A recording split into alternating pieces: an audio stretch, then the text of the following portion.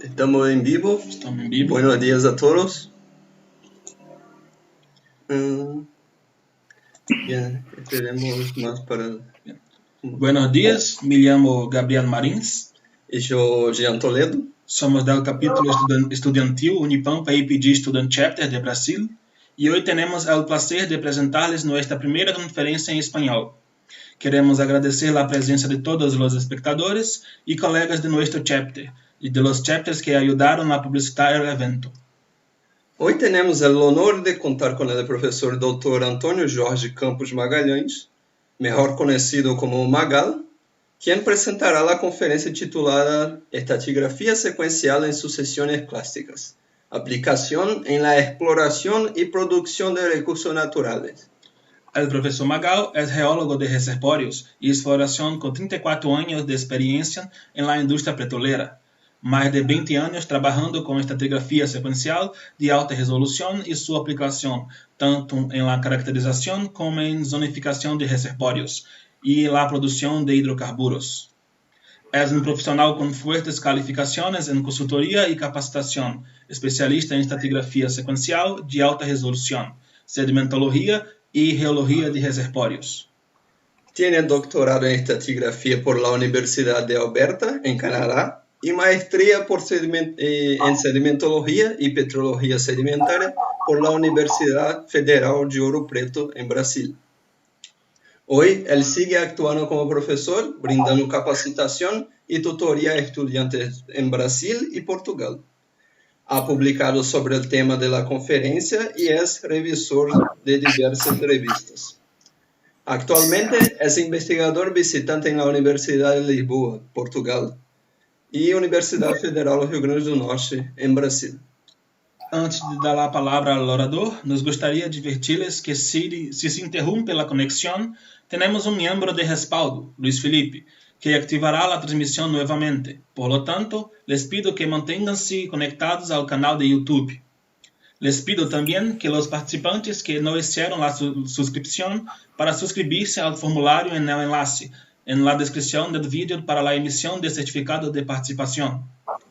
Al final de la conferencia se abrirá una sesión de preguntas con duración estimada de 30 minutos, cuando las preguntas del chat serán respondidas por el orador. Entonces, nuestra sugerencia es que haga su pregunta en el chat en cualquier momento de la presentación, pero incluya su dirección electrónica. Si no tenemos tiempo para responder, el prof. Magal le responderá directamente por correo electrónico. Bien, sin más preámbulo, nos gustaría darle la palabra al orador. Hola, buenos días a todos los colegas hispanohablantes. Me gustaría agradecerles por la oportunidad de participar en esta maravillosa iniciativa promovida por el capítulo estudiantil de EIPG en Unipampa. Bueno, soy brasileño, así que el español no es mi lengua materna, pero intentaré comunicarme de la mejor manera posible.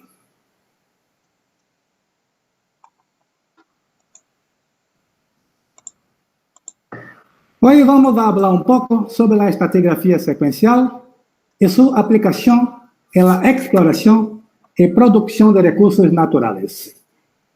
El siglo XX vio tres grandes cambios de paradigma en el área de la geología sedimentaria. El primero fue el establecimiento del concepto de regímenes de flujo y la comprensión de que las fases depositacionales son el resultado de la actuación de procesos sedimentarios. Eso a finales de 1950, principios de 1960. Las fases son el resultado de la actuación de procesos sedimentarios. El segundo cambio fue la incorporación de la tectónica de placas y los conceptos geodinámicos en el análisis de procesos sedimentarios a escala regional, que comenzó en la década de 1960. La estratigrafía secuencial es el tercero y por lo tanto el más reciente. Comenzó a fines de 1979 con la publicación de la Memoir 26 de EIPG, cuyo título es Sismoestratigrafía, aplicaciones para la exploración de hidrocarburos.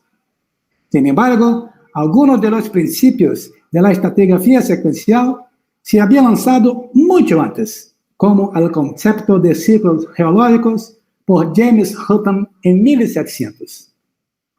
En los últimos 40 años, después del hito inicial a fines de 1979, la estratigrafía secuencial ha evolucionado mucho en la industria petrolera y en la academia. Vale la pena recordar que en 2011, hace solo 9 años, la Comisión Internacional de Estratigrafía sancionó las recomendaciones para usar el método de la estratigrafía secuencial y la nomenclatura. Por lo tanto, estamos hablando de un tema relativamente nuevo en geología, pero que tiene un enorme impacto económico relacionado con la exploración y producción de recursos naturales asociados con depósitos sedimentarios. Este es el guión que voy a seguir. Enfatizaré algunos aspectos prácticos de la aplicación de este método de análisis estratigráfico y en esta exposición presentaré preferiblemente algunos ejemplos brasileños. Empecemos presentando lo que es la estratigrafía secuencial. Es un método de análisis estratigráfico que se basa en los procesos que forman los depósitos sedimentarios. Por lo tanto, este método se aplica a todos los contextos geotectónicos, es decir, a todos los tipos de cuencas sedimentarias, por ejemplo, rift, antepaís, margen pasivo, a todos tipos de sedimentos, sea clásico, carbonato o evaporita, y también se aplica en varias escalas de observación. Según esta definición, se verifica que la estratigrafía secuencial está impregnada por los dos paradigmas que la precedieron: procesos sedimentarios que producen fases depositacionales y el relleno de cuencas formadas por la tectónica de placas. Entonces, ¿cómo podemos aplicar el método de la estratigrafía secuencial?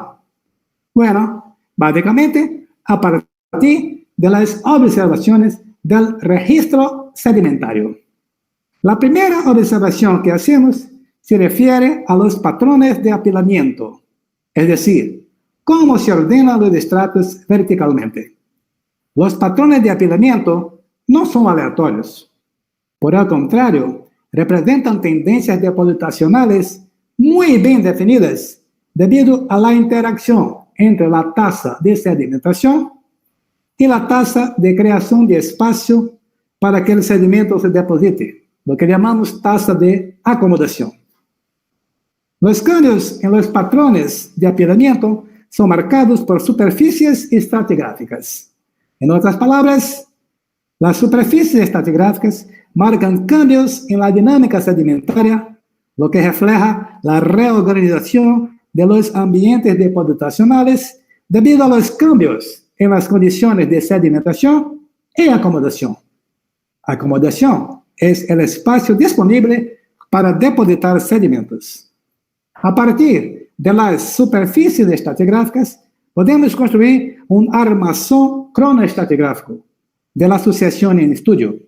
Es importante recordar que las superficies estratigráficas nos proporcionan la mejor aproximación a las líneas de tiempo, muy por debajo de la resolución.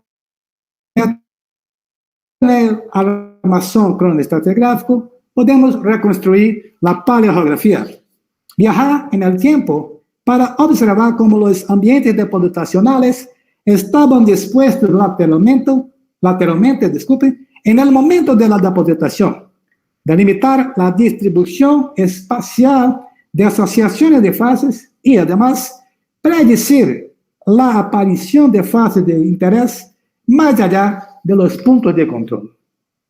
La última observación con respecto al método es que la secuencia estratigráfica puede estar limitada por la superficie estratigráfica que resulte más fácil de mapear en su área de estudio. En otras palabras, no existe ninguna superficie que a priori tenga preponderancia sobre otra. La que sea más fácil de mapear en el área de estudio es la que debe elegirse para definir la secuencia de estratigráficas. Estos elementos constituyen el flujo de trabajo en estratigrafía secuencial. Las superficies estratigráficas ocurren donde hay cambios en los patrones de apilamiento estratal. Analizaremos esto a partir de este gráfico que muestra las curvas de variación de nivel de base en rojo, la curva de tasa de variación de nivel de base o tasa de acomodación en negro y la tasa de sedimentación en verde, a lo largo del tiempo. El tiempo aumenta hacia nuestra derecha. Nuestro punto de referencia en este análisis es la línea de costa. El desplazamiento de la línea de costa hacia el depósito es lo que llamamos regresión. Si lo hace hacia el continente, lo llamamos transgresión. La curva roja es la curva del nivel de base o la curva de variación relativa del nivel del mar. Es decir, la variación relativa ya considera los efectos de la tectónica, elevación y subsidencia, y estasia, o variaciones en nivel del mar, llamadas variaciones estáticas. Estos dos factores juntos, tectónica y estasia, dan como resultado lo que llamamos variación relativa del nivel del mar o nivel de base. En el continente, en la región, bajo la influencia del desplazamiento de la línea de costa, el nivel de base es el perfil de equilibrio fluvial. La curva de nivel de base se eleva a un máximo, comienza a caer hasta que alcanza un valor mínimo y se eleva nuevamente hasta que alcanza el valor máximo otra vez. En la naturaleza, las variaciones del nivel de base son mucho más complejas que esta sinusoide presentada aquí. Pero la sinusoide nos ayuda a comprender la dinámica de estas variaciones. La tasa de variación de nivel de base, en negro, es decir, la derivada de la curva de variaciones del nivel de base, está representada por esta curva en negro. Y aquí vale la pena señalar otra vez, la tasa de variación del nivel de base equivale a la tasa de acomodación, es decir, la tasa de creación o destrucción del espacio para acumular sedimento. Bueno, tenga en cuenta que el nivel de base aumenta a un valor máximo con la tasa de aumento cayendo, disminuyendo a cero, ya que la derivada del punto máximo es igual a cero. Entonces, el nivel de base comienza a caer y las tasas de caída se aceleran a un valor máximo en este punto de inflexión de la curva de nivel de base. El nivel de base continúa cayendo, pero con tasas decrecientes que disminuyen hasta alcanzar la tasa cero en el punto mínimo del nivel de base. La derivada del mínimo es igual a cero. Desde su punto mínimo, el nivel de base comienza a subir con tasas decrecientes hasta que pasa a este punto de inflexión, donde la tasa de subida, de ascenso, es máxima. Y el nivel de base continúa subiendo hacia su punto máximo, pero con tasas cada vez más reducidas, hasta que la tasa es igual a cero. El derivado del punto máximo es cero. Aquí tenemos entonces la tasa de acomodación positiva y la tasa de acomodación negativa y el valor cero, esta línea, el eje horizontal. Bueno, la tasa de variación del nivel de base o la tasa de acomodación es responsable de crear o retirar espacio para que se depositen los sedimentos. Y vamos a comparar esta tasa de acomodación con la tasa de sedimentación. para identificar los patrones de apilamiento. La tasa de sedimentación aquí está representada por una línea horizontal, es decir, constante, para facilitar nuestra comprensión, aunque sepamos que la tasa de sedimentación siempre es de naturaleza variable. En sedimentos clásicos, la tasa de sedimentación es equivalente a la tasa de suministro de sedimentos. En los sedimentos carbonatados, es la tasa de creación de sedimentos por la fábrica carbonática. Bueno, para comprender los patrones de apilamiento, comenzaremos nuestro análisis por este punto, el punto máximo del nivel de base. Desde ese punto, el nivel de base cae con tasas crecientes, pasa a través de ese punto de inflexión donde la tasa de caída es más alta de toda y continúa cayendo, pero con tasas cada vez más bajas, hasta alcanzar la tasa cero en el punto mínimo del nivel de base. Pero, ¿por qué cae el nivel de base? Factores externos a los ambientes depositacionales, como por ejemplo, una glaciación, hace que el nivel relativo del mar disminuya y la costa se ve obligada a moverse hacia el depósito.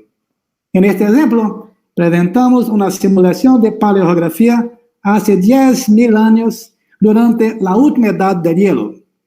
Se estima que el nivel del mar ha caído 140 metros del nivel actual. En esta región de Asia, la línea de costa actual está representada por la línea negra. En esta región, mira qué área enorme fue expuesta a la intemperie y la erosión, y que la línea de costa se movió cientos de kilómetros hacia el depósito. La línea de costa fue forzada a deslocarse hacia el depósito debido a la caída del nivel freático, del nivel relativo de base, del nivel relativo del mar, durante la última glaciación. Solo como ejemplo, la distancia entre Bangkok y Ho Chi Minh es de aproximadamente 850 kilómetros. El desplazamiento de la línea de costa no es instantáneo. De hecho, ocurre en impulso formando terrazas hacia el depósito. Pueden ver que las terrazas están dispuestas en relieve cada vez más bajo, como se ilustra en esa imagen del escudo canadiense. El escudo canadiense se elevó debido a la fusión de gruesas capas de hielo, pero con una tasa de elevación superior a la tasa de elevación del nivel del mar causada por ese mismo deshielo. De esta manera, el nivel de base ha caído relativamente sobre el escudo canadiense en los últimos 10.000 años. La caída del nivel de base luego obligó a la costa a desplazarse hacia el depósito hasta llegar a la posición actual. El depósito más nuevo en esta regresión se encuentra en una posición topográfica más baja que los anteriores. Esta imagen traduce el patrón de apilamiento de la regresión forzada, la que ocurre durante la caída del nivel de base. En otras palabras, la regresión forzada tiene una tasa de acomodación negativa en la plataforma y el continente, con solo espacio para depositar sedimentos desde la costa hasta el depósito. El patrón de apilamiento de regresión forzada consiste en progradación más erosión. La discordancia subaérea acompaña el desplazamiento de la costa y las clinoformas avanzan hacia el depósito en downlap sobre la superficie basal de la regresión forzada, pero formando las terrazas que vimos en el escudo canadiense. Estas terrazas forman las configuraciones de los reflectores cínicos llamados offlap. Entonces, la progradación más erosión caracterizan el patrón de apilamiento de la regresión forzada. La regresión forzada termina en el punto mínimo del nivel de base, al final del depósito de la última clinoforma asociada con la caída en el nivel de base. El fondo marino, en ese momento, constituye la superficie estratigráfica llamada conformidad correlativa, que se unirá a la discordancia subaérea en la costa. Durante toda la regresión forzada, se forman las siguientes superficies: la discordancia subaérea, en rojo, la superficie basal de la regresión forzada, la superficie regresiva erosiva marina, que en lugares donde las olas tocan el fondo depositacional, y la conformidad correlativa. Por lo tanto, la regresión debido a la caída del nivel de base se llama regresión forzada. Desde el punto mínimo del nivel de base, compararemos ahora las tasas de acomodación con las tasas de sedimentación. Durante el periodo en que la tasa de sedimentación es mayor que la tasa de acomodación, parte del sedimento llena todo el espacio disponible y el exceso de sedimento se mueve hacia el depocentro. Bueno, la regresión forzada entonces termina en este punto mínimo de caída del nivel de base, exactamente aquí. Desde este punto mínimo, compararemos ahora las tasas de acomodación con las tasas de sedimentación. Durante el periodo en que la tasa de sedimentación es mayor que la tasa de acomodación, parte del sedimento llena el espacio disponible y el exceso de sedimento se mueve hacia el depósito. Por lo tanto, la costa se desplaza hacia el depósito debido al acúmulo exceso de sedimentos en comparación con el espacio disponible. Esa es la regresión normal.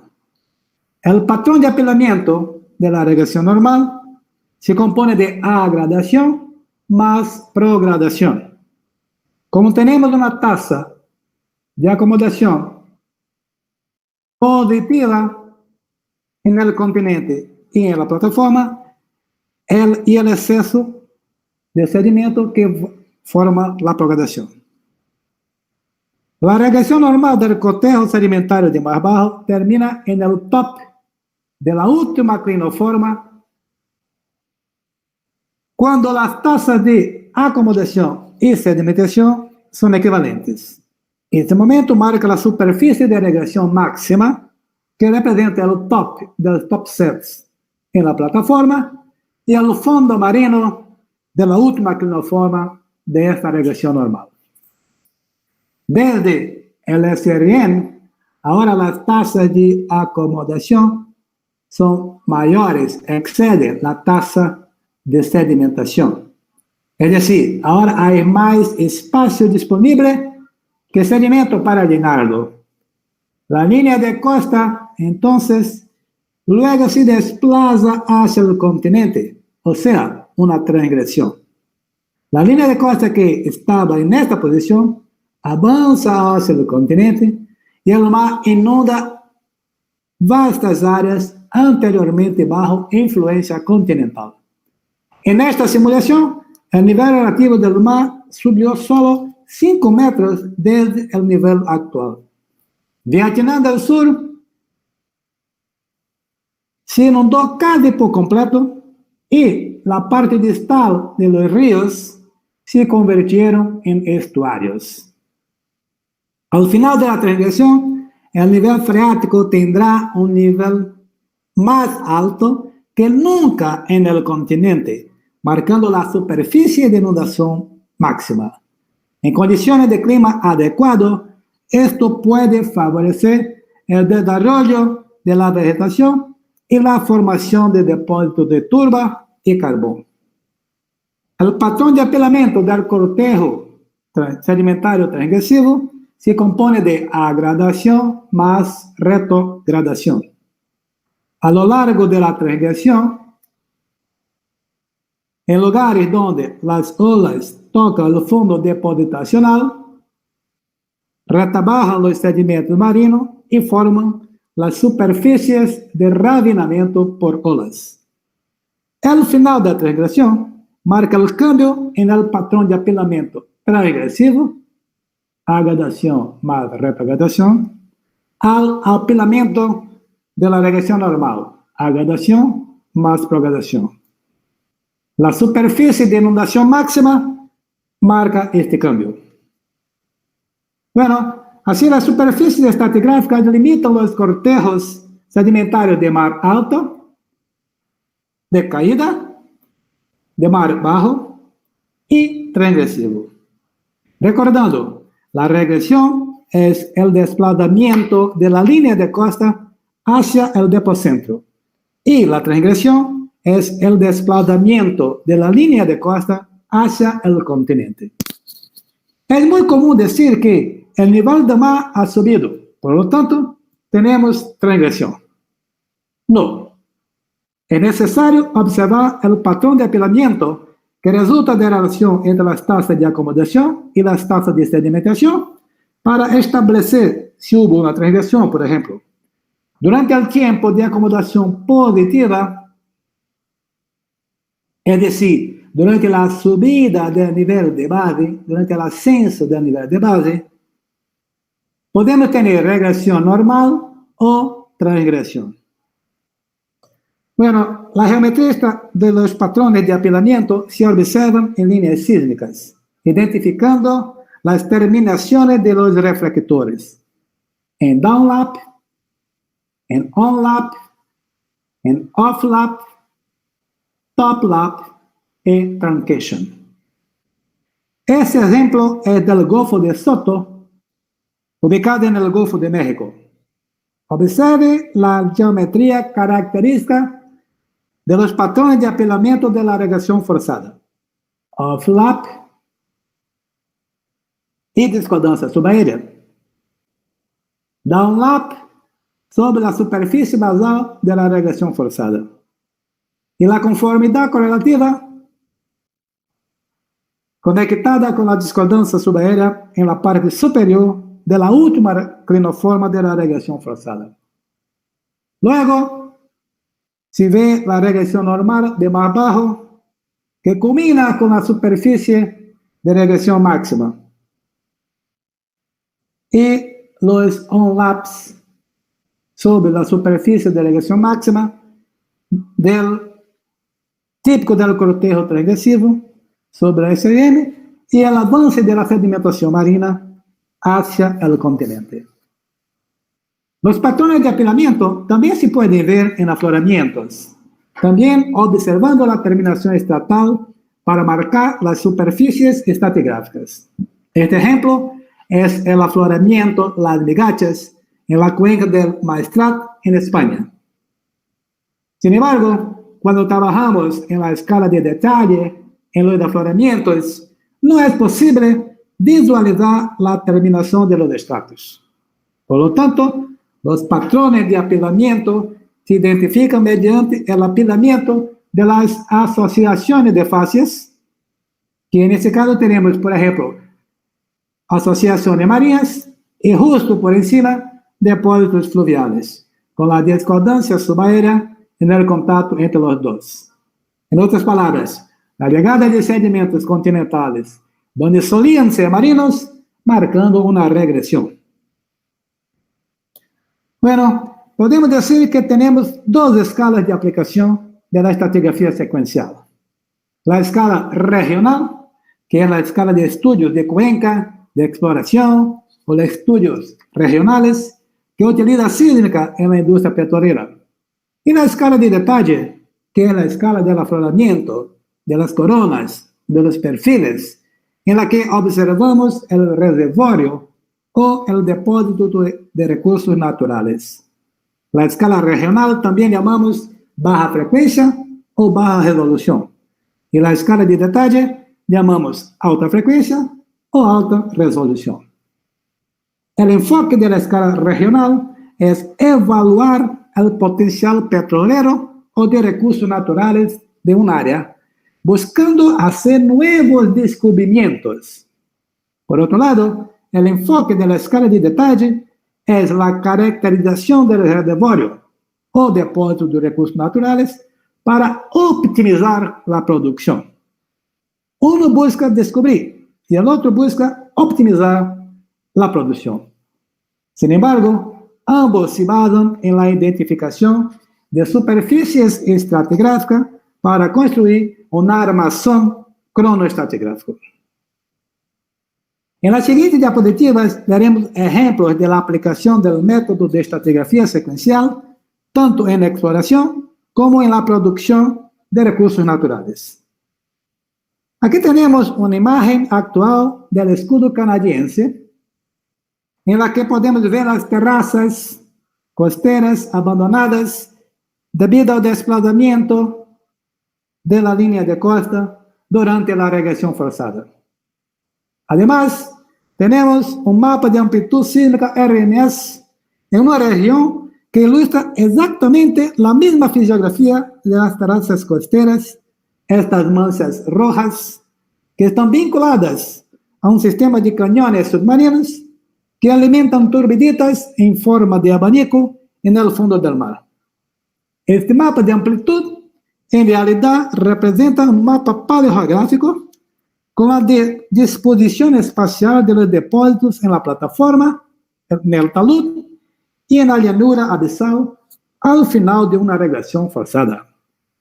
Y aquí arriba tenemos un dibujo esquemático que representa todos los depósitos formados durante la regresión forzada, basado en observaciones del registro sedimentario. A continuación, podemos resumir los principales aspectos del cortejo sedimentario de la etapa de caída, con su geometría y patrón de apilamiento estatal, preservando en el registro geológico el sistema depositacional marino somero a profundo, es decir, prácticamente solo hay acomodación en la parte marina de la cuenca. Los recursos naturales asociados con este cortejo sedimentario son depósitos de petróleo en turbiditas de alta densidad, como en el campo Albacora en la cuenca de Campos.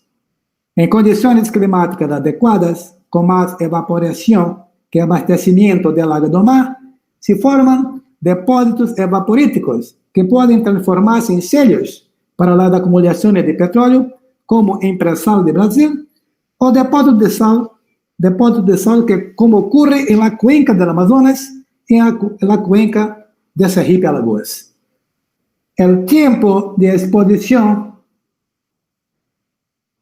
de la plataforma y continente, con la formación de la discordancia subaérea, también puede favorecer el desarrollo de paleosuelos y, en condiciones adecuadas, depósitos de bauxita.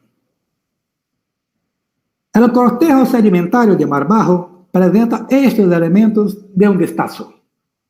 La regresión normal sucede la regresión forzada, pero ahora tenemos más sedimento llegando que espacio disponible para depositar, formando el patrón de apilamiento con agradación y progradación. Durante la regresión normal, sedimentos fluviales, costeros y marinos poco profundos quedan atrapados en la plataforma, pero aún alcanza los sedimentos para formar turbiditas de baja densidad en el talud o llanura abisal. En este tramo tenemos todos los sistemas depositacionales, desde el continental hasta el marino. Los yacimientos de petróleo son por excelencia las turbiditas de baja densidad, como en el campo de Marlim, en la cuenca de Campos, pero también depósitos fluviales deltaicos. Es muy importante tener en cuenta que en este cortejo ahora tenemos acomodación en el continente para agradar los sedimentos y comenzar a llenar los valles de los ríos y formar depósitos de placer que descansan sobre la discordancia subaérea. Ejemplos de esta situación son los conglomerados de Zandpan, ricos en oro en Sudáfrica, y el conglomerado Lavras, rico en diamantes en Brasil. Esta línea sísmica presenta las turbiditas del campo de Marlim, un depósito típico de turbiditas en el cortejo de Mar Bajo. Este campo tiene 6,5 mil millones de petróleo in situ y actualmente produce alrededor de 81 mil barriles de petróleo por día, datos de Agencia Nacional de Petróleo de Brasil, enero de 2019. Y aquí está el ejemplo del conglomerado Lavras, Mesoproterozoico, en Brasil, un productor de diamante reposando sobre la discordancia subaérea. El cortejo sedimentario transgresivo se forma durante el tiempo en que la tasa de acomodación excede la tasa de sedimentación y se caracteriza en el registro geológico por la llegada de sedimentos más distales sobre sedimentos más proximales que forman estratos en onlap hacia el continente. Los procesos marinos empujan el estuario hacia los ambientes fluviales, formando el onlap costero y el onlap fluvial. Más allá, en el depocentro, tenemos el onlap marino. El onlap marino, sobre la superficie de irrigación máxima, la clinoforma más joven del cortejo de Mar Bajo, como vimos en la sección sísmica del Cañón de Soto. Este es el patrón de apilamiento con agradación y retrogradación. La transgresión atrapa prácticamente toda la carga sedimentaria en la plataforma y en el continente, y evitando el transporte de sedimentos hacia el depocentro. Este cortejo presenta todos los sistemas depositacionales, desde fluviales, estuarinos, costeros y marinos. Los principales reservorios de petróleo son las areniscas fluviales o estuarinas, como ocurre en la cuenca Potiguar en Brasil, y la arenisca Athabasca, que forma un enorme depósito de petróleo en Canadá. Durante la transgresión, la acción de olas en el medio marino somero retrabaja los sedimentos y puede concentrar minerales pesados, formando depósitos de placer. La llegada de agua do mar, rica en nutrientes durante la transgresión, también puede favorecer la formación de depósitos de fosfato en el ambiente marino somero o llanura de marea, como en el Eoceno de Argelia y el Neoproterozoico de Brasil. Quiero llamar la atención de ustedes ahora sobre aspectos prácticos de todo que lo hemos visto hasta el momento. Teniendo en cuenta que estamos estudiando un área en la que construimos esta sección estratigráfica basada en 4 pozos, A, B, C y D, y que tiene depósitos finos de plataforma marina, oscuros, arenisca marina somera, en amarillo, y depósitos costeros en verde claro. En el primer intento, correlacionamos intervalos que contienen la misma litología. En otras palabras, areniscas en color amarillo, sedimentos costeros en verde claro y lutitas marinas en verde oscuro. Esta es la correlación litoestratigráfica. Al proponer este tipo de correlación, podemos hacernos algunas preguntas tales como: ¿cuáles son los patrones de apilamiento que podemos ver en esta sección? ¿Dónde está el área fuente? ¿Dónde está el depocentro? ¿Son estos depósitos transgresivos o regresivos? Bueno, estas preguntas no tienen respuestas con la correlación litoestratigráfica. Es decir, si necesito conocer la evolución estratigráfica de esta sucesión, ya no debería trabajar con la correlación litoestratigráfica, sino con la correlación cronoestratigráfica. En este caso, podemos ver que los sedimentos marinos más distales avanza sobre los arenitos, las areniscas marinas someras, y esas avanzan sobre depósitos costeros. Y en cada pozo de transgresión, los sedimentos más distales avanzan hacia el continente, caracterizando el patrón de apilamiento agradacional y retrogradacional, que es típico del cortejo transgresivo. Con la correlación cronoestratigráfica, puedo decir que el depósito está a la derecha y el área fuente, el continente, está a la izquierda. Vean las implicaciones económicas de un proyecto basado en la correlación litoestratigráfica. Digamos que el proyecto prevé usar el intervalo de arenisca 1 del pozo C para inyectar agua para desplazar y producir crudo del intervalo 2 en el pozo B. Por la correlación litoestratigráfica, todo debería ir bien. Pero de hecho, esta producción de petróleo no sucede. Entonces nosotros, geólogos, interpretamos una falla entre los pozos para explicar que los intervalos arenosos no están conectados y por lo tanto el fracaso del proyecto.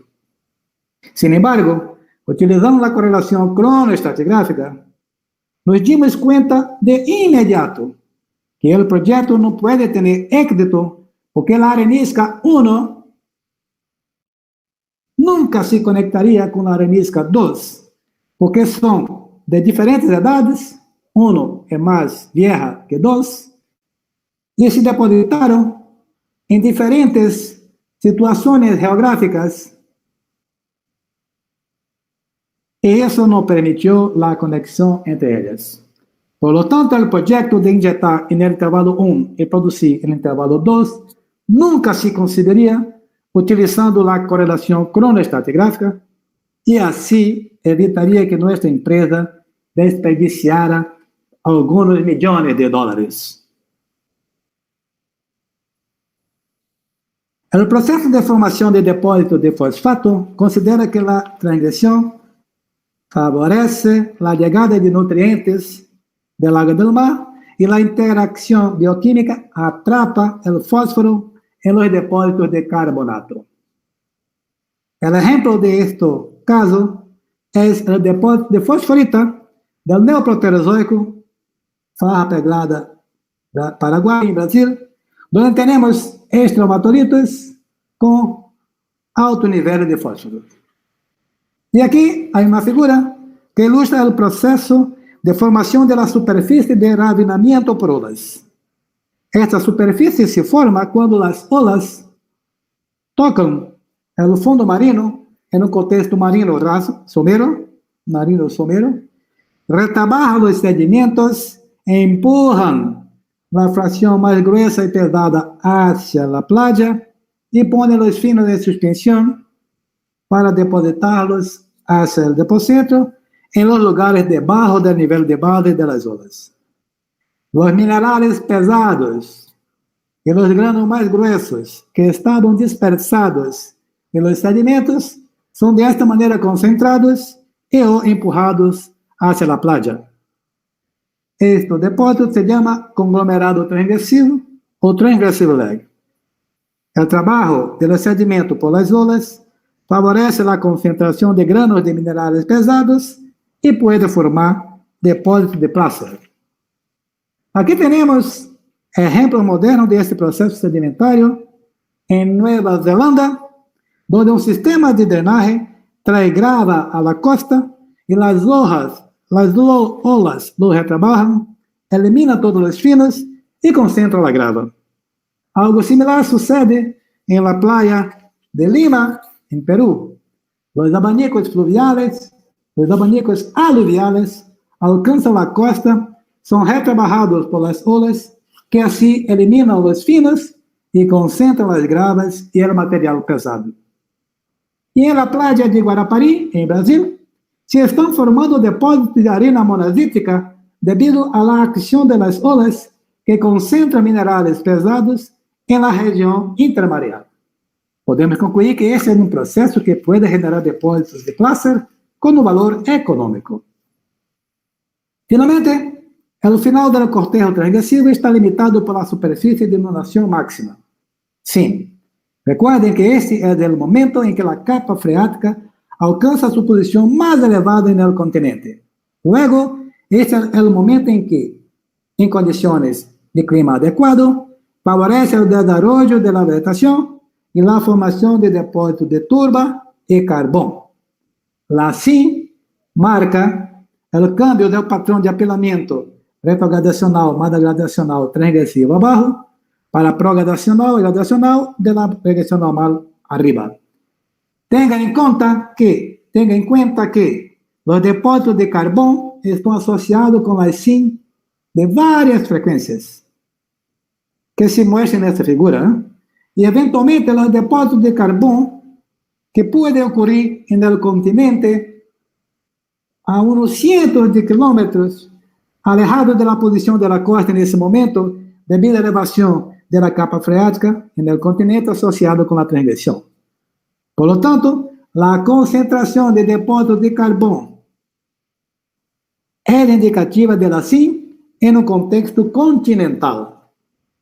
Los depósitos sedimentarios asociados con la CIM forman la llamada sección condensada y pueden transformarse en rocas madres de petróleo. Este es el esquema que resume los principales aspectos del cortejo sedimentario de mar alto. El patrón de apilamiento es agradación más progradación, pero en downlap sobre la CIM. Y los deltas son representantes típicos de este cortejo. Todos los sistemas depositacionales se registran desde fluvial hasta costero, deltaico y marino. Los depósitos de petróleo más típicos son los formados en el frente deltaico, como en la cuenca del Recóncavo, una cuenca tipo Rift en Brasil, y en la cuenca de la Alhambra, en el delta del Níger, una cuenca de mar pasivo en África. Aquí tenemos la imagen sísmica de la regresión normal, un ejemplo de una línea de la cuenca de Neuquén, en Argentina, en esta posición. Podemos ver claramente las clinoformas avanzando hacia el depocentro en ese intervalo de la formación Vaca Muerta, Jurásico, en downlap sobre la CIM. Este tipo de geometría estatal demuestra que los depósitos clásicos plataformales avanzan hacia el depocentro, se forman en distintas posiciones geográficas y no están conectados entre ellos. Esta línea tiene unos 42 kilómetros de largo.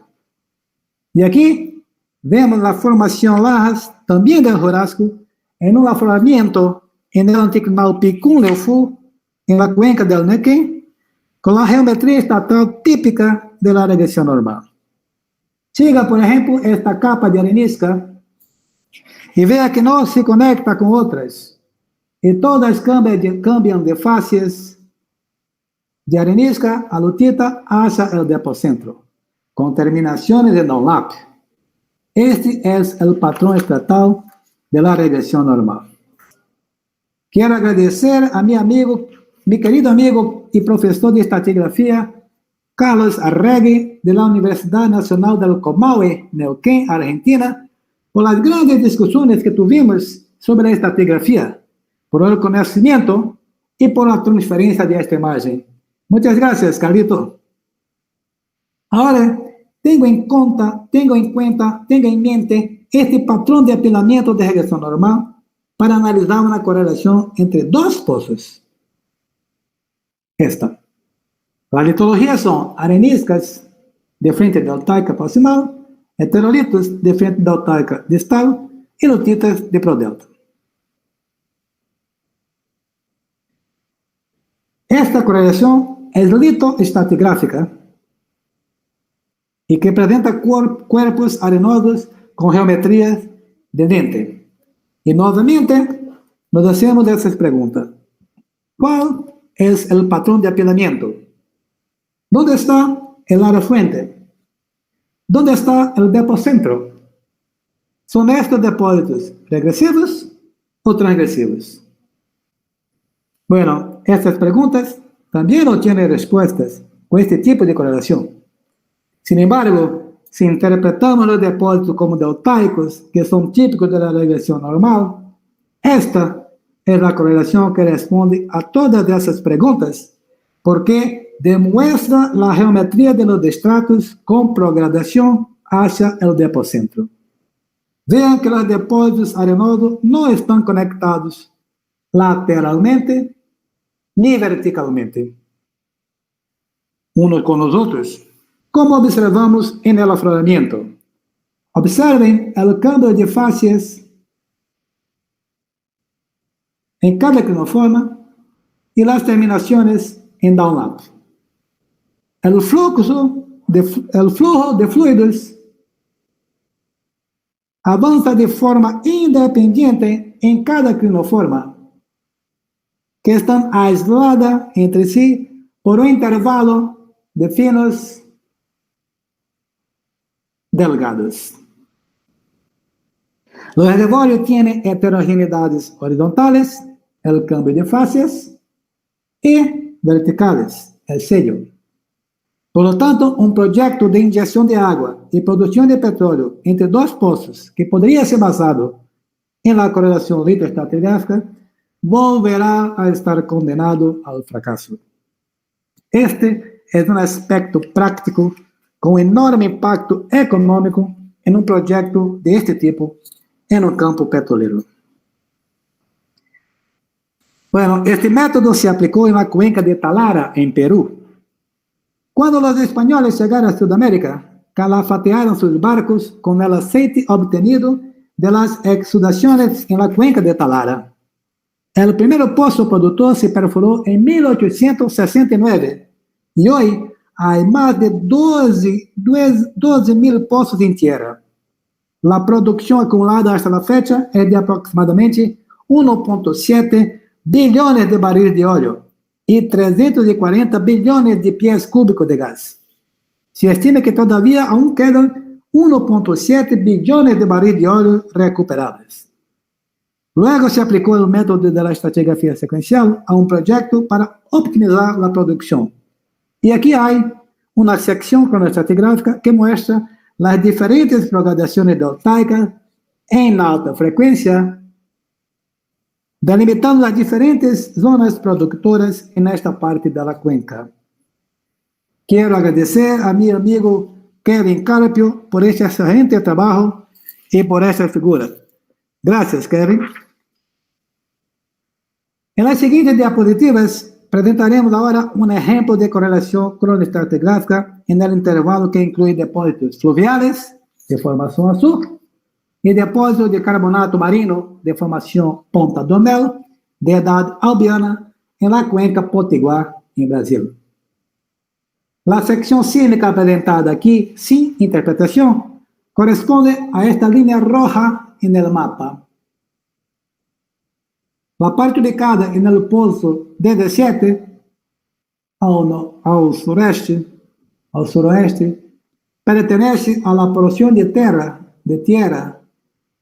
y desde el pozo 18, aquí en ese punto, la mayor parte de la sección hacia el noroeste, es al noreste, al nordeste, se encuentra en la posición marina actual de la cuenca. Esta es la sección sísmica interpretada que ilustra la evolución estratigráfica entre el Labiano y el Campaniano. Este intervalo incluye las mayores acumulaciones de petróleo en la porción terrestre de la cuenca Potiguar. Los dos campos más grandes en esta porción de tierra tienen un volumen de óleo in situ de 1,6 mil millones de barriles de petróleo y hasta ahora han producido alrededor de 330 millones de barriles, datos de Agencia Nacional de Brasil, de diciembre de 2017. Centrémonos en la secuencia 1, esta aquí, entre la discordancia 1 y la discordancia 2. Desde el pozo 17 tenemos hacia el continente, tenemos la formación azul, con depósitos fluviales. Y desde el posto 19, tenemos la formación Ponta do Mel, que consiste en una plataforma carbonática. Se utilizaron muchos pozos con coronas para calibrar el posicionamiento de la superficie estratigráfica con los perfiles y estos con los reflectores sísmicos, tanto en el rango fluvial como en el de carbonato. Por lo tanto, esta interpretación sísmica está calibrada con los datos de las rocas, los cuales son muy importantes para interpretar el patrón de apilamiento y marcar las superficies estratigráficas. Esta es la primera observación que se hace para aplicar el método de estratigrafía secuencial. A partir de ahí, se procedió el mapeo de las superficies estratigráficas asignadas a los perfiles de los pozos. Volviendo a la secuencia 1, vamos a hacer un zoom entre los pozos 17 y los pozos 18, entre la discordancia subaérea 1 y 2. Ese es el zoom. Aquí está la discordancia subaérea 1 en rojo, la superficie de irrigación máxima en azul, la superficie de dimulación máxima en verde y la superficie de discordancia subaérea 2 en rojo. En otras palabras, el cortejo de mar bajo, el cortejo transgresivo y el cortejo de mar alto. Un poco a la izquierda está el pozo 17 y un poco más a la derecha el pozo 18. Y esta parte de la sección muestra la región entre los dos pozos. Observen que a lo largo de cada cortejo sedimentario hay un cambio en las fases sísmicas. Por ejemplo, en el cortejo de mar bajo, vemos que las fases sísmicas asociadas con los depósitos fluviales son diferentes de las fases sísmicas relacionadas con los depósitos marinos. Son fases sísmicas diferentes. Lo mismo se pasa en el cortejo transgresivo, con diferentes fases sísmicas en la parte suroeste y nordeste. Y también en el cortejo de mar alto, más cerca del área fuente en comparación con las fases sísmicas hacia el depocentro. En otras palabras, estamos observando las fases sísmicas del sistema fluvial en el cortejo de mar bajo, transgresivo y mar alto, y comparándolas con las fases sísmicas de los depósitos marinos en estos cortejos. Pero, Magal, ¿y la porción intermedia entre el fluvial y el marino? ¿Cómo se produce este contacto lateral entre los sistemas de depósito fluvial y marino? Ahora podemos ver que hay un cambio en las fases sísmicas de la porción fluvial a esta zona intermedia. Y entre este y los depósitos más distales. En cada cortejo diseñamos un zigzag para mostrar, por ejemplo, la progradación del sistema fluvial sobre un sistema costero y esto sobre los depósitos marinos siliciclásicos. Del mismo modo, diseñamos el zigzag para mostrar la transgresión de los depósitos de carbonato sobre un sistema estuarino y esto sobre un sistema fluvial. Y finalmente, en el cortejo de mar alto, el zigzag muestra la progradación del sistema fluvial sobre un sistema costero y esto sobre la plataforma carbonática.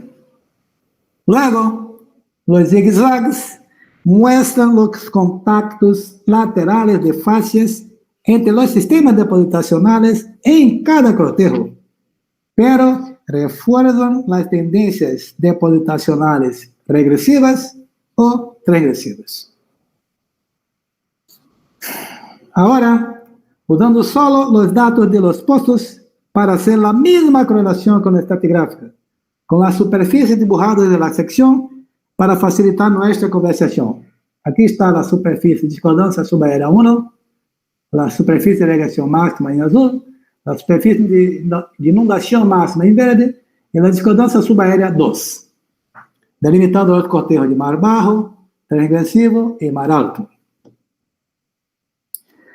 A comparar los patrones de perfil ya calibrado con las coronas, con las descripciones de las coronas, ¿no?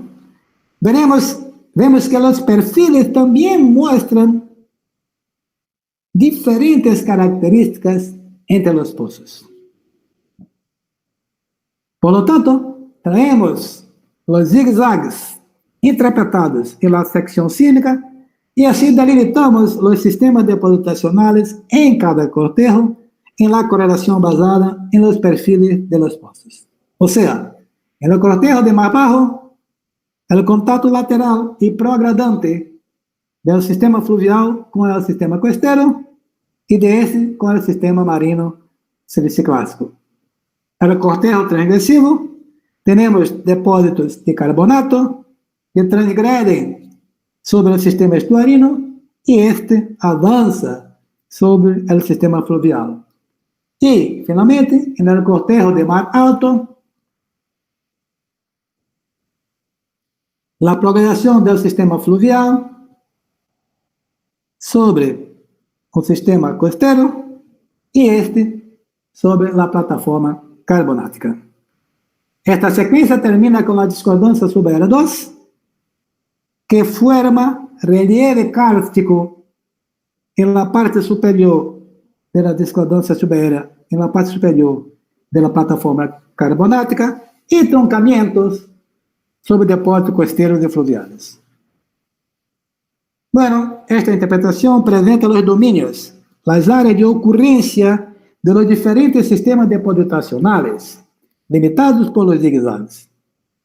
Ahora, sabemos que los procesos sedimentarios que actuaron en el dominio fluvial son completamente diferentes de los que actuaron en el dominio costero estuarino y que, a su vez, también son totalmente distintos de los que actuaron en el contexto marino. Bueno, si son depósitos formados por diferentes procesos, tendremos diferentes fases en cada uno. Y las diferentes fases deben presentar heterogeneidades y propiedades petrofísicas que también son diferentes. Por ejemplo, porosidad, permeabilidad, saturación de fluidos. Por lo tanto, la delimitación de los sistemas en cada cortejo no es una cuestión puramente académica, pero tiene un gran impacto en el modelado 3D de los yacimientos en cada sistema depositacional y esto debe considerarse en la estrategia de perforación y producción de los pozos e implementación de proyectos para la producción de petróleo. Este es el aspecto práctico de utilizar el método de estratigrafía secuencial con relación con la estratigráfica, delimitar la región de ocurrencia de sistemas depositacionales, luego pasar a modelar y definir la estrategia de producción de los pozos. Quiero aprovechar esta oportunidad para agradecer a mis amigos Anderson Melo, Pérez Andrade y Daniel Fredoso, los tres de Petrobras, y también a mi amigo Gerson Terra, a todos por la discusión que generó esta interpretación presentada aquí. Es importante recordar que podemos avanzar en el refinamiento estratigráfico a alta frecuencia en cada dominio depositacional de cada cortejo si tenemos datos que hacen posible esta tarea. Echemos un vistazo al refinamiento cronoestratigráfico, esta vez en el sistema fluvial de baja energía del cortejo transgresivo de la secuencia 2. Aquí está la superficie de inundación máxima de la secuencia 2, el tope de todo tramo, de todo cortejo transgresivo. Las superficies estratigráficas de alta frecuencia están calibradas por las columnas, presentadas aquí a la derecha. Por ejemplo, los intervalos de palosuelos con la letra P y las discordancias subaéreas en su tope. La superficie de irrigación máxima de alta frecuencia, en azul, se superponen a las discordancias subaéreas en la base de depósitos fluviales transgresivos. El patrón de apilamiento transgresivo de los depósitos fluviales se expresa por la tendencia de firing upward y el aumento en el contenido de arcilla, como mostrado en el perfil gamma ray. Las secuencias de alta frecuencia representan la zonificación del reservorio, cuyos límites de zona se deben a niveles de paleosuelos. Esta zonificación, 1, 2, 3, etc., identificó zonas saturadas en agua debido a la producción de petróleo y zonas saturadas en hidrocarburos que nunca se abrieron para la producción, lo que ha conducido a la optimización de la producción en el campo. Estamos casi al final de nuestra conversación y ahora hablaremos un poco sobre paleogeografía. ¿En qué consiste una reconstrucción paleogeográfica?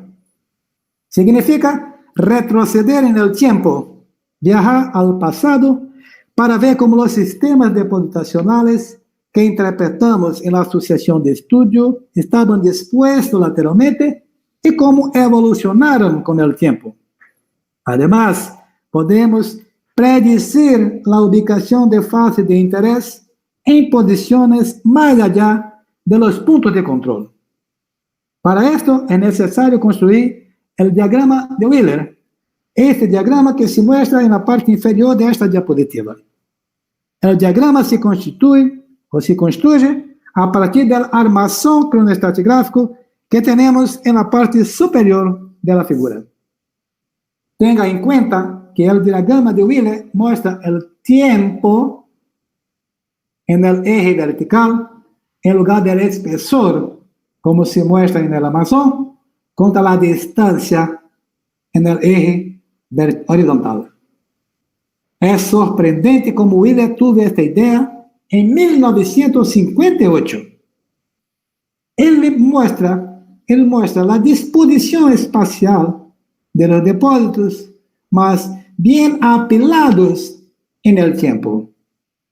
Esta es una experiencia de aprendizaje fantástica. El tiempo geológico está representado por dos elementos en nuestra sucesión sedimentaria. ¿Cuáles son estos elementos?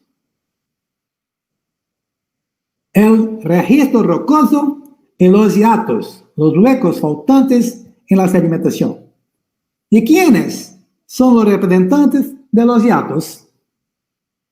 Estos son las superficies estratigráficas. En otras palabras, el tiempo geológico en una asociación sedimentaria está representado por rocas y superficies estratigráficas. De ahí, otra gran importancia de las superficies estratigráficas. Ellas contienen un tiempo geológico más largo que el registro de rocas. Los hiatos generalmente poseen la mayor parte del tiempo geológico de una asociación sedimentaria.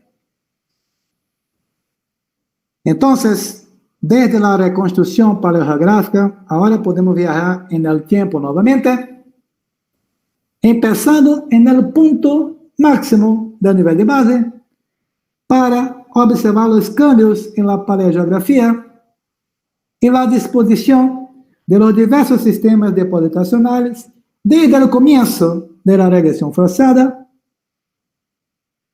viendo el final de la regresión forzada y la línea de costa que se desplaza, que avanza hacia el depocentro debido a la caída en el nivel de base. El final de la regresión normal del cortejo de más bajo con el atrapamiento de sistemas depositacionales en la plataforma y el llenado de sedimentos en los valles de los ríos, entrampando depósitos de plaza reposando sobre la discordancia subaérea. En el comienzo del cortejo transgresivos, los ríos ahogados que se convierten en estuarios que se moverán en retrogradación sobre los sistemas fluviales hasta el final de la transgresión, con la superficie de inundación máxima y la capa freática alcanzando su posición más alta en el continente. Y desde allí, el avance de la sedimentación, de la regresión normal del cortejo de mar alto en lápiz sobre la cima. Este viaje solo es posible si tenemos el armazón cronoestratigráfico y el diagrama de Wheeler, es decir, la distribución de nuestros depósitos sedimentarios en el tiempo y el espacio. Bueno, me gustaría concluir nuestra conversación reforzando algunos aspectos de todo lo que vimos hoy. El reconocimiento de los patrones de apilamiento y superficie de estratigrafía secuencial tiene una aplicación inmediata en la exploración y producción de recursos naturales. Los patrones de apilamiento resultan de la interacción entre las tasas de sedimentación y las tasas de acomodación y exhiben una geometría estratal característica en sucesiones clásicas. Las superficies estratigráficas son formadas por procesos sedimentarios e identificadas donde ocurren cambios en los patrones de apilamiento. Ellas proporcionan la mejor aproximación con las líneas de tiempo y debajo de la resolución de los métodos bioestratigráficos. Y son indispensables para la sección cronoestratigráfica, el armazón cronoestratigráfico de la asociación en estudio. En una asociación sedimentaria, el tiempo geológico está representado por el registro rocoso y los hiatos, o sea, las superficies estratigráficas. La correlación litoestratigráfica no está indicada para evaluar adecuadamente los depósitos de recursos naturales. Por otro lado, la correlación cronoestratigráfica permite reconstruir la paleogeografía y predecir la distribución de depósitos en el tiempo y el espacio más allá de los puntos de control. Por ejemplo, dónde buscar la roca madre y el reservorio de petróleo, depósitos de placer, etc. Para los reservorios de petróleo, la correlación cronoestratigráfica hace que las heterogeneidades y la conectividad lateral y vertical que pueden afectar la producción sean evidentes. Y el refinamiento estratigráfico a alta frecuencia hace posible la zonificación del reservorio e identificar áreas que ya han sido lavadas y otras que aún no están abiertas para la producción y así optimizar la producción. Cualquier depósito de recursos naturales cuya génesis esté asociada con procesos sedimentarios puede estudiarse eficazmente a través de la estratigrafía secuencial, o sea, un enfoque basado en procesos sedimentarios. Y los depósitos de recursos naturales pueden formarse o asociarse con los mismos procesos sedimentarios que forman las superficies estratigráficas, tales como discordancia subaérea con depósitos de placer y bauxitas y los paleosuelos. La superficie de ravinamiento por ola con los depósitos de placer y durante la transgresión, depósitos de fosfato. La superficie de inundación máxima con depósitos de carbón o roca madre de hidrocarburos. Y cualquiera de las superficies delimitan reservorios de petróleo y agua. Y todo esto hace una gran diferencia en los negocios. Bueno, esta es mi dirección electrónica y estoy disponible para responder todos los correos electrónicos que me envíen. También puede contactarme a través de LinkedIn o ResearchGate. Muchas gracias por su atención. Muchas gracias, Unipampa. Y así terminamos esta presentación. Ahora nosotros daremos inicio a la sesión de Bien, ahora nosotros daremos inicio a la sesión de preguntas. Muchas gracias por la presentación, Magal, y gracias por la audiencia de los espectadores. Nuevamente me disculpo por el problema técnico que tuvimos. Ahora comenzaremos la sesión de preguntas. No dude en hacer cualquier pregunta al presentador. Entonces vamos a comenzar. ¿Qué? O vídeo dele mesmo. Isso tá aqui já. Ok. Ok, la primera pregunta. Lara Sánchez, ella pidió una pregunta y una recomendación.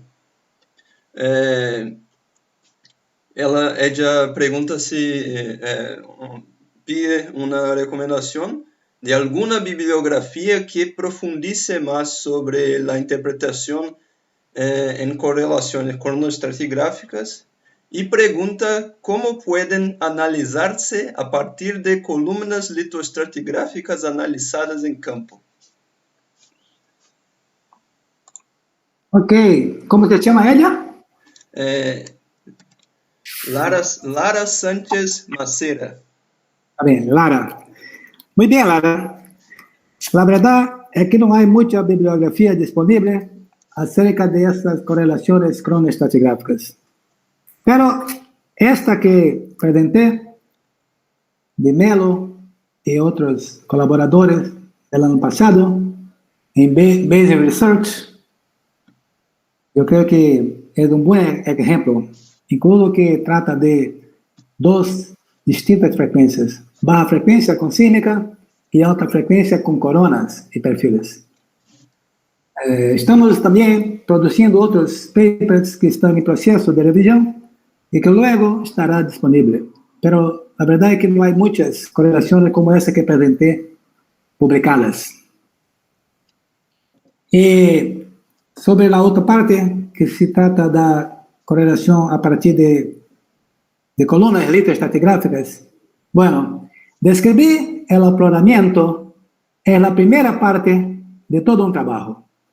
Claro que describimos rocas, areniscas, lutitas, que sea.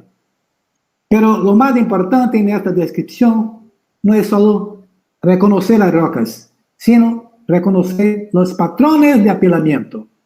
Es decir, cuál es la tendencia vertical de abajo hacia arriba. Las fases son más regresivas, son más transgresivas. Hay cambios de patrón de apilamiento y los cambios, en cada cambio de patrón, marcar una superficie. Ese es el primer trabajo para transformar esta imagen lito en una correlación crono. Después podemos hablar un poco más. Si me mandara tu dirección electrónica, podemos conversar un poco más. Pero al principio, esa es la respuesta. ¿Está bien? Gracias. Bien. Bien. Otra pregunta de Claudia Elizabeth Rocha Estopier. Ella dice muchas gracias por la presentación, fue muy interesante. Y pregunta, ¿en qué tipo de datación se apoyan para realizar la correlación cronoestratigráfica? Bueno, esto depende de dónde está su área de interés. Por ejemplo, yo he trabajado en Mesoproterozoico y solo tenía una datación radiodiométrica o DECO en las rocas que tuvimos la suerte de describir un depósito de tufas volcánicas. Pudimos datar aquel depósito con el método SHRIMP. Bueno, en el precambriano no hay fósiles. No hay cómo detallar una datación de las rocas basadas en datos radiométricos, uranio chumbo. ¿Qué hicimos? Hicimos el reconocimiento de los patrones de apilamientos e interpretamos las superficies estratigráficas. y así conseguimos desarrollar un armazón cronoestratigráfico para aquella asociación metoproterozoica. Pero si trabaja en el fanerozoico, en el Cretácico, o que sea, y tiene dataciones por fósiles, biozonas, está muy bien. Podemos amarrar estas biozonas con las características de las rocas y intentar conectar las dataciones, las biozonas con los patrones de apilamiento y definir la edad de los estratos. Aún así, los cambios de patrón de apilamiento te permitirá reconocer superficies estratigráficas muy debajo de la resolución de cualquier método bioestratigráfico. Entonces, si tiene la datación, ótimo, pero no se contente con eso. Usted puede avanzar mucho más y al definir los cambios de patrones de apilamiento, al definir las superficies estratigráficas, tendrás un armazón cronoestratigráfico mucho más refinado que aquel que es dado por las biozonas. ¿Está bien? Bien, Magal. Hay otra pregunta de nuestra colega, Chiara Cecilia. Ella pregunta, ¿cómo podemos diferenciar entre progradación del mar alto y regresión forzada del mar bajo en afloramiento de campo? Voy a corregir. ¿Cómo diferenciar la regresión normal de mar alto de la regresión normal de mar bajo en el campo? Sí, es una buena cuestión. Mire, la respuesta no está exactamente en la regresión normal, sino en las superficies estratigráficas que limitan este pacote, estos estratos de regresión normal. Por ejemplo, si por abajo, por debajo de la regresión normal, verificas que hay padrón de apilamiento transgresivo, certamente tendremos la superficie de inundación máxima en el tope del cortejo transgresivo y a partir de ahí reconocemos que la regresión normal pertenece al cortejo de mar alto. Esta es una posición. A la otra, si tenemos por debajo de los depósitos de regresión normal una discordancia subaérea, es muy probable que esta regresión normal sea de la regresión normal de más bajo, del cortejo de más bajo. Todavía yo aún procuraría el cambio para el patrón de apilamiento transgresivo que debe ocurrir por arriba del cortejo de más bajo, para tener la seguridad de interpretar esta regresión normal como siendo del cortejo de más bajo.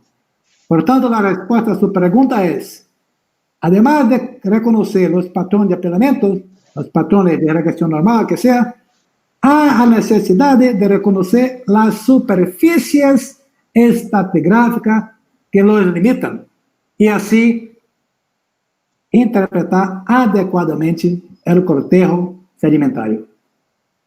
Perfeito, perfeito, bien.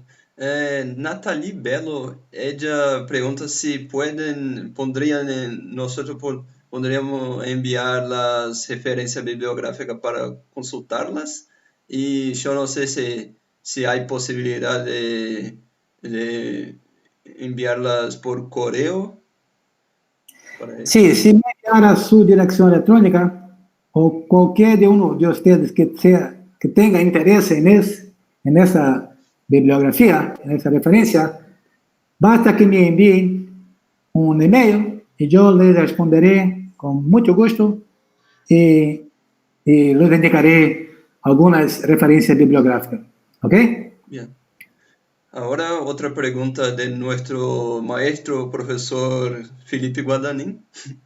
Él pregunta, ¿cuál es el impacto potencial en el volumen de hidrocarburos en un depósito cuando no se aplica estratigrafía secuencial?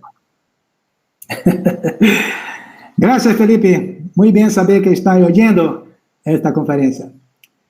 Bueno, la verdad es que cuanto al volumen de hidrocarburos, la estratigrafía secuencial no hace la menor diferencia. El volumen está abajo en la roca. No hace diferencia si usa la lito o la cronoestratigráfica, la correlación lito-cronoestratigráfica. Lo que hace sí la diferencia es en la producción. ¿Cuánto de este volumen que está abajo en el subsuelo yo puedo producir? En los dos ejemplos que le mostré acá, en esta conferencia, le mostré los impactos que podemos tener, o podemos ganar, o podemos perder millones de dólares si utilizamos una correlación inadecuada para evaluar los reservorios. Así que la industria está avanzando cada vez más en busca de este refinamiento en la escala de detalle de los reservorios para optimizar la producción de lo que ha descubierto en los campos, por ejemplo, campos más antiguos, los campos maturos, como el ejemplo que le mostré en la cuenca de Talara. Aún hay en Talara otros 1.7 billones de barril de óleo a producir. Y, naturalmente, la estrategia más adecuada no es simplemente utilizar correlaciones litoestratigráficas.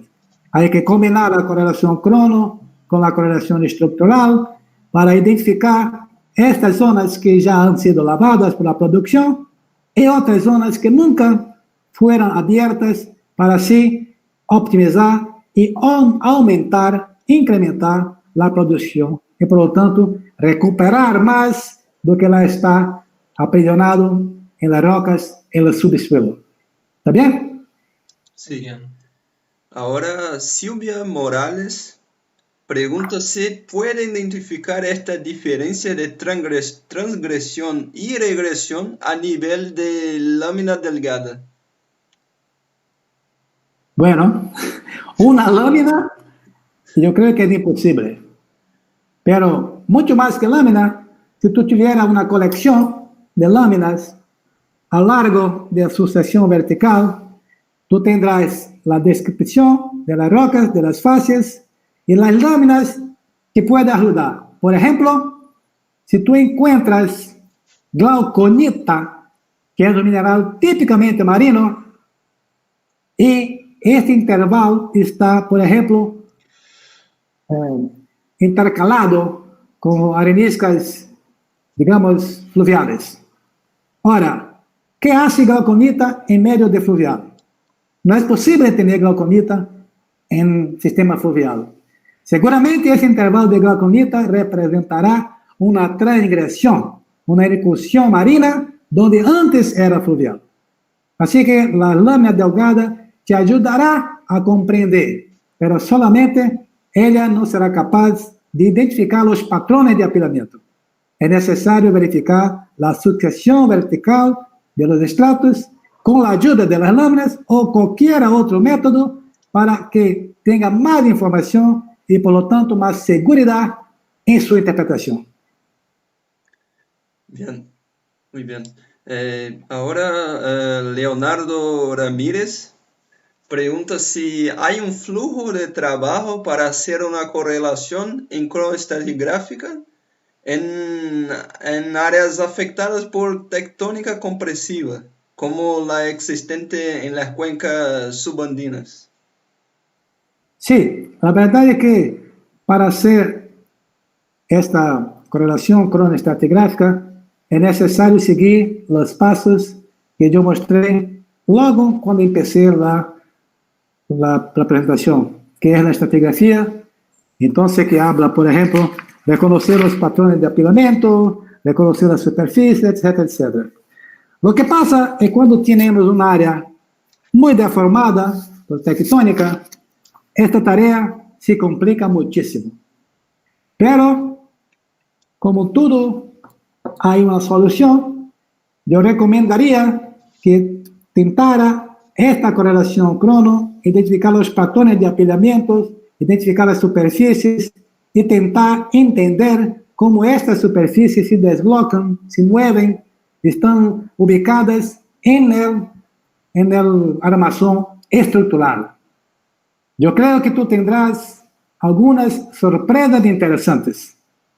Y yo conozco un caso muy interesante en una cuenca que teníamos una interpretación estructural de básicamente fallas normales, un patrón estructural, una armación estructural que solo había fallas normales para todos los lados.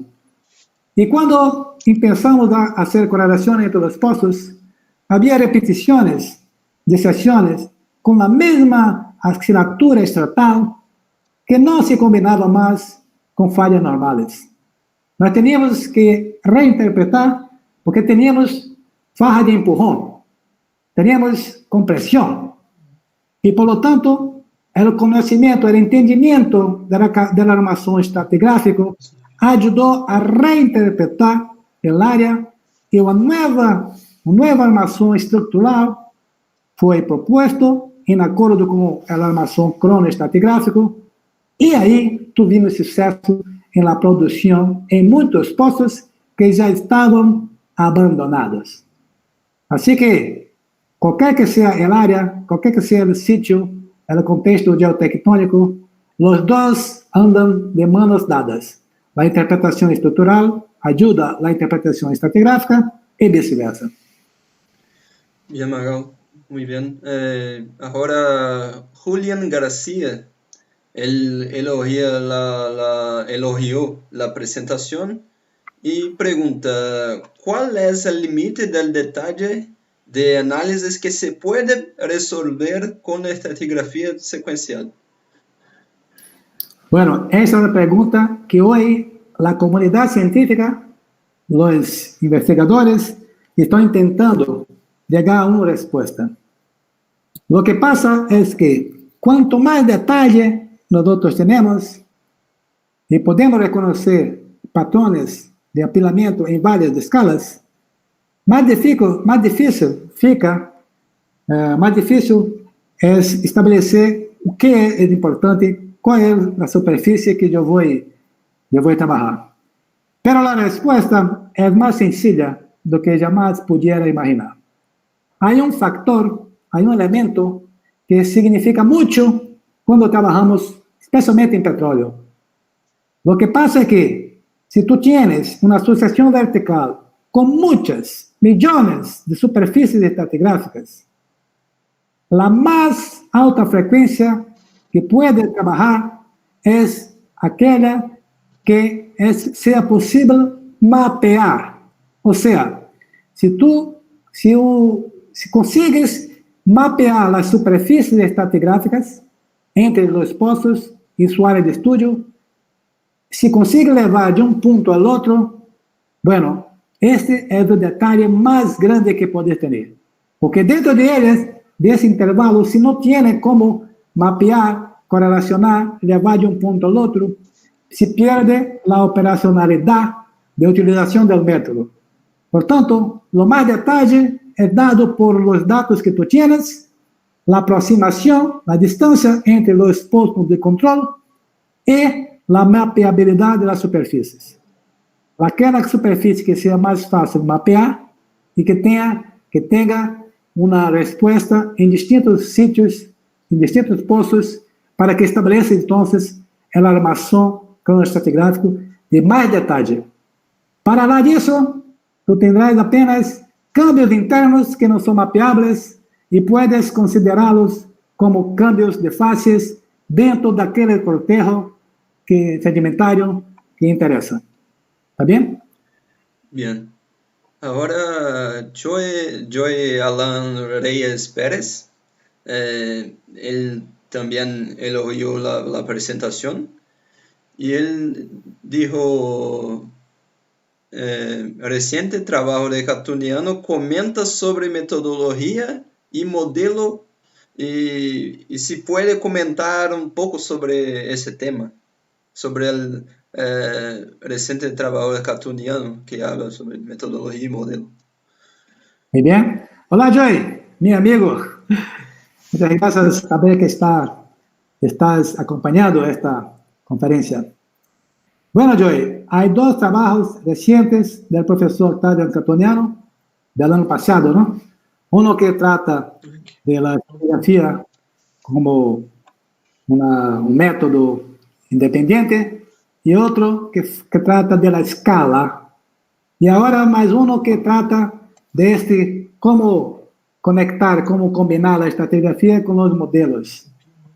Bueno, lo que yo percibí de este último artículo, que trata de estratigrafía y el modelado, es que, na minha opinião, es que el modelado por sí só, como en cualquier otra disciplina, no significa mucho. Hay que tener alguna base de correlación y la discusión no se trata apenas do que es el control de aquella o de esta superficie, mas se puede mapear a superficie, se puede modelar en 3D y hay diferencias entre los intereses de modelar un cubo, una asociación geológica y apenas comprender la asociación por estado. Yo creo que las dos cosas se combinan y mucho más que el paper del profesor Catoniano, la industria está mucho más avanzada, yo diría, porque ya se utiliza en los programas, en los softwares de modelado geológico, esses conceptos, esses princípios de cronoestratigráfica, de geologia estrutural, etc., de estratigrafía secuencial, para dar robustez a los modelos. Lo que importa no es hacer un modelo bonito. Eso no vale nada. Lo que importa es hacer un modelo que responda a las cuestiones operacionales. ¿Dónde están las zonas que producen? ¿Dónde están los intervalos ya lavados y ya producidos? ¿Dónde está la próxima oportunidad de perforar un pozo para aumentar la producción o aumentar el volumen de una yacida? Entonces, las dos cosas tienen pequeños intereses, pequeños objetivos, pero te aseguro que la industria, essas coisas já estão demandadas, ¿no? Modelar basado en los principios científicos para obtener el mejor resultado. No sé si respondí, pero podemos hablar después por teléfono o por email, ¿está bien? Sí, Magal, muy bien. No sé cuánto tiempo tiene, pero ¿cuánta pregunta quieres responder? Pero hay unas tantas. Entonces... Bueno, déjame decir, yo con ese retardo, yo creo que terminé la presentación a las 5:45. Yo creo que podemos ir hasta las 6:15, más 15 minutos. Y la restante de las preguntas me envíen por email, que yo teré mucho gusto en responderles. ¿Está bien? Sí, muy bien. Entonces, gracias. Ahora la pregunta de Juan Manuel Daguert. Él pregunta si puede aplicar estratigrafía secuencial si estamos trabajando solo en ambientes continentales. Sí, por supuesto. Sí. Lo que pasa es que en el continente hay dos dominios. Hay un dominio que está bajo la influencia del desplazamiento de la línea de costa. Eso que presenté hoy. La línea de costa transgrede o regrede y los sistemas continentales responden a ese desplazamiento. Entonces, los fluviales, por ejemplo, que cambian de fluviales de alta energía a baja energía, en ese contacto, por ejemplo, tenemos abajo alta energía, lo cortejo de mar alto, fluvial de baja energía, el fluvial del cortejo transgresivo, y esa superficie, la superficie de irrigación máxima, y por ahí va. También mostré el ejemplo de la cuenca potiguar, donde un depósito fluvial transgresivo, conseguimos hacer un refinamiento a alta frecuencia y proponer una nueva zonificación del reservorio. Está muy bien. Otra cosa es trabajar en un ambiente continental alejado de la influencia del desplazamiento de la línea de costa. O sea, trabajar en regiones que no hace falta si el nivel de base subió o bajó por cuenta de desplazamiento de hielo, o que sea, mas que está alejado de esto, lo que chamamos que tenemos el control upstream. El primero, control downstream. Ese otro, alejado de la línea de costa, control upstream, donde los controles en la sedimentación son básicamente tectónica y clima. Nuevamente podemos definir, dividir, separar, reconocer patrones de apilamiento distintos de alta acomodación, cuando hay mucho espacio para el sedimento depositar, y normalmente los depósitos fluviales, por ejemplo, quedan ricos en arcillas, en lutitas, o intervalos de baja acomodación, lo que significa que hay poco espacio disponible y los sistemas fluviales tienen que cambiar de lado para allá y para acá y rellenan todo el espacio y queda poca arcilla preservada, queda mucho más areniscas que lutitas. Y con esos dos patrones podemos subdividir el registro rocoso en trapos de alta y baja acomodación. Eso para empezar. Bueno, todo eso depende mucho de dónde está su área de interés. Mas claro, hay método para esto también. Y yo recomiendo que lea el libro del profesor Otávio Cantoniano de 2006, que él ya trata de ese asunto, de ese tema en el libro. ¿Está bien? Bien, muy bien, ótimo. Brandon Corado, él pregunta si un estudio de microfacies ayudaría a resolver problemas de estratigrafía secuencial o si es muy pequeña la escala para el estudio. No, Brandon. Yo creo que toda la información que consigas obtener es válida.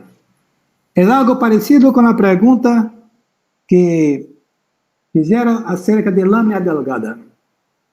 Lo que pasa es que en depósitos, en sucesiones clásticas, el estudio de microfacies no creo que traiga mucho más informaciones.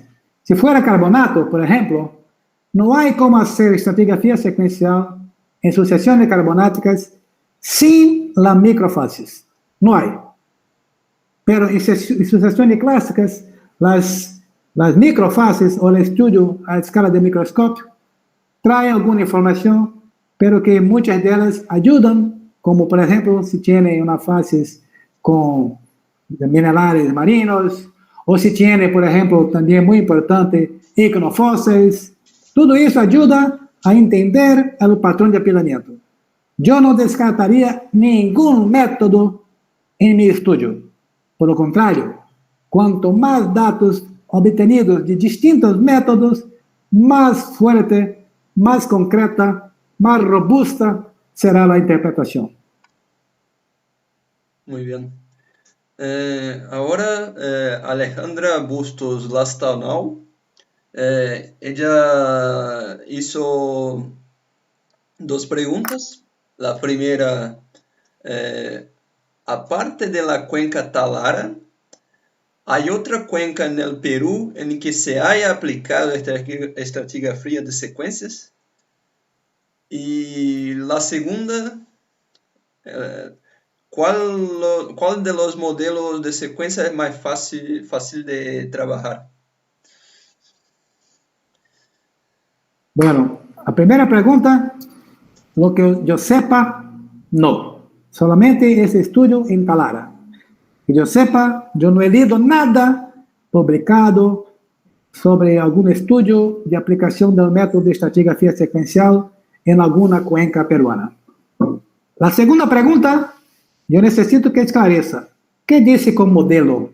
¿Qué quiere decir con modelo? Modelo de estratigrafía, modelo de secuencia, secuencia tipo 1, tipo 2. Por favor, ¿es eso? Si es eso, hace algunos años que la estratigrafía está independiente del modelo de secuencia. Está independiente si es secuencia tipo 1, tipo 2, tipo 3, tipo que sea. La verdad es que la estratigrafía secuencial es independiente del modelo porque los modelos son productos de nuestra imaginación.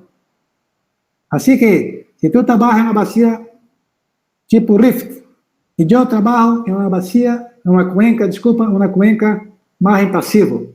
Las geometrias estatales são completamente distintas. Muitos dos tratos dos crotenros transgressivos que eu vejo em uma cuenca, não lo verei em outra. Então, não importa o modelo. Se estou compreendendo bem sua pergunta, a resposta é: não há modelo para estratigrafia sequencial. Há um método que se aplica a qualquer tipo de cuenca. E assim, podes proponer uma evolução cronoestratigráfica, uma armação cronoestratigráfica que seja, que explique sua sucessão em sua área de estudo. Sí. Gostaria que me enviara um correio eletrônico para que eu pudesse entender melhor a pergunta e lhe dar uma resposta mais satisfatória. Está bem, Alejandra? Sí. Gracias. Sí, muy bien, Magal. Ahora creo que la última pregunta es de Claudia Lisbeth Rocha Estopier. Ella pregunta si sabe si existen o existirán proyectos doctorales disponibles relacionados con la estratigrafía de secuencias o modelo de sistemas petroleros y dónde podría encontrarlos. Saludos desde México. Saludos a todos de México y todos los hermanos de Latinoamérica. Está muy bien, Cláudia. Cláudia, essa não é uma pergunta de $1 milhão. Não. É fácil responder sua pergunta. A verdade é que há professores, investigadores muito buenos em várias universidades no mundo. E eu recomendo que tentara contato com os investigadores que han publicado mais recentemente para ver se o tema, se lhe gostaria de trabalhar com esse tema ou não, e a partir daí entrar em contato via direção eletrônica, etc., e tentar estabelecer um contato com esse pesquisador, com esse investigador, e assim partir para uma experiência de um pós-grado, não? Eu não creio que tenhamos no mundo projetos específicos em universidades específicas sobre esse tema. Na verdade é que muitas universidades têm projetos que tratam desse tema e muitos outros, e não há uma única ou uma ou duas específicas que solamente tratem disso. Quando eu fiz meu doutorado em Canadá, assim eu procedi. Eu entrei em contato com o investigador, ele me aceitou como estudante e eu me fui a Canadá. Assim que inténtalo e vê que quem pode, digamos assim, se interessar por o tema de sua investigação e quem tu crees que pode ser melhor que a universidade, que lugar do mundo te gostaria de viver por 4 anos, enquanto não tem nada mais concreto. Há que procurar, buscar na internet os contactos, e muitos deles é fácil porque as publicações recentes, há muita gente muito boa que está fazendo trabalhos maravilhosos em estratigrafia sequencial e tu puedes escolher, elegir aquele que te guste mais. ¿Está bien? Sí, muy bien, Magal.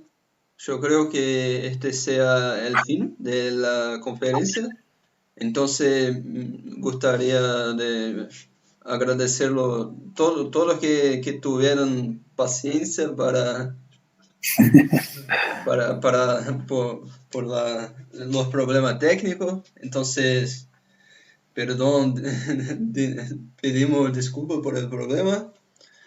Y también descargaremos ambos vídeos porque la transmisión quedó en dos partes diferentes. Entonces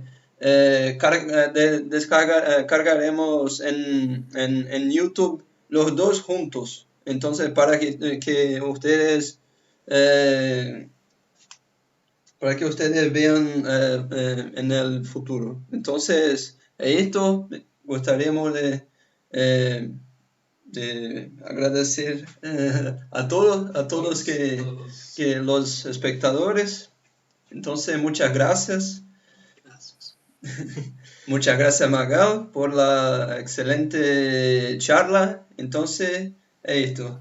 Se quiser deixar uma palavra final, Magal, em espanhol, para nossos colegas. Bueno, yo me alegro mucho por tantas preguntas, tanta gente interesada en el tema, y me pongo a disposición para cualquier uno que se interese en discutir, en trocar, en cambiar información. Muchas gracias por la oportunidad y deseo muy éxito para todos ustedes. Gracias. Gracias, Gracias, Magal. Magal. Até mais, todos. Fiquem